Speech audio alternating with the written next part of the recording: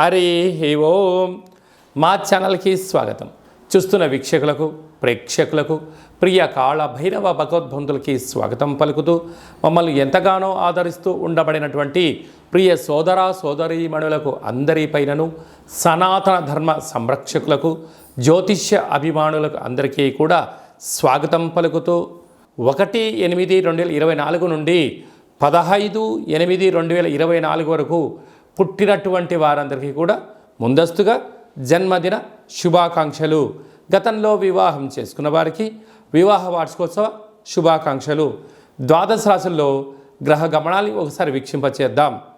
వృషభ రాశిలో కుజుడు మరియు దేవగురు బృహస్పతి సంచార స్థితి. కర్కాటక రాశిలో రవి సంచార స్థితి. సింహరాశిలో బుధ శుక్ర సంచార స్థితి. కన్యరాశిలో కేతు భగవానుడు సంచార స్థితి.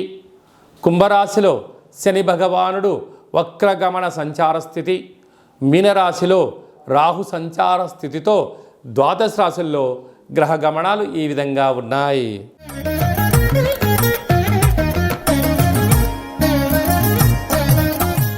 ధనుసు రాశి వారికి ఆదివారం అమావాస్య పుష్యమీ నక్షత్ర సందర్భంగా రవి పుషార్క యోగము, కాళ అమావాస్య యొక్క ఆశీస్సులు ఎలా పొందాలి, అలాగనే అర్ధాష్టమ రాహు దోషం ఉన్నప్పుడు, అష్టమ స్థానంలో రవి సంచారం చేయనప్పుడు ఎలాంటి దోషం ఉంటుంది, వాటిని ఎలా తొలగించుకొని అద్భుత ఆనంద సిద్ధిని పొందాలో ఈ వీడియోలో సవివరంగా సంపూర్ణంగా తెలుసుకుందాం.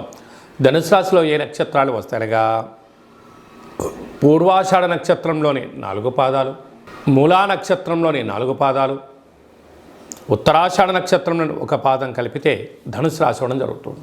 ధనుసు రాశి యొక్క అధిపతి దేవగురు బృహస్పతి కనుక వీరికి అర్ధాష్టమ రాహు, శని భగవానుడు ధనస్థానం వైపు వక్రగమన ప్రయాణం అవ్వడం, అష్టమ స్థానంలో రవి సంచార స్థితి ఉండడం వలన ఆదివారం అమావాస్య పుష్యమీ నక్షత్ర సందర్భంగా తెల్ల జిల్లెడు వృక్షానికి పూజ చేయడం, తెల్ల జిల్లెడు వృక్షం చుట్టూ ప్రదక్షిణ చేయడం, ఆ యొక్క పూజ చేసి దీపం పెట్టి ధూపదీప నైవేద్యాలు పెట్టిన తర్వాత అందులోంచి ఒక వినాయకుడు రూపం కలిగినటువంటి మొదల్ని వేరుని తీసుకుని వచ్చి బాగా కడిగి సింధూరాన్ని పూచి శ్వేతార్క వరసిద్ధి తంత్ర తాంత్రిక కాళభైరవ హోమ కార్యక్రమాన్ని చేసుకొని ఇంట్లో పెట్టుకున్నట్లయితే అద్భుతమైన ఆరోగ్యం, ఆనందం, జీవన విధానంలో మంచి మార్పులు, ఆరోగ్య సిద్ధి, ఆనంద సిద్ధి, ఐశ్వర్య సిద్ధి, అఖండ లక్ష్మీ కటాక్ష సిద్ధి కలిగి మీరు ఏదైతే అనుకుంటున్నారో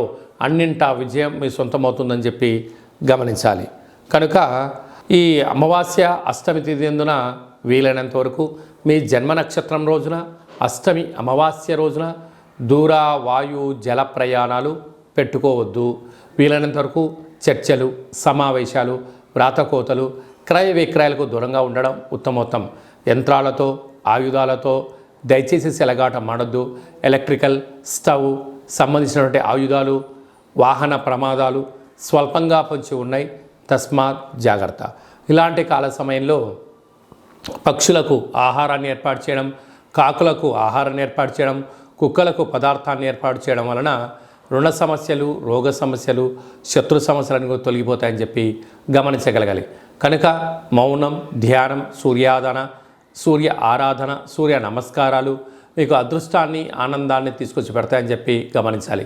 సాఫ్ట్వేర్, హార్డ్వేర్, యానిమేషన్స్, క్రియేటివిటీ రంగాలు, సేవారంగ కార్యక్రమాలు, వ్యాపార రంగ కార్యక్రమాల్లో ఉండబడిన వారందరికీ కూడా ఇది చాలా మంచి సమయం అని చెప్పి గమనించాలి.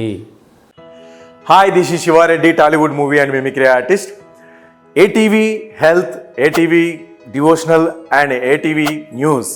Please subscribe, like and share.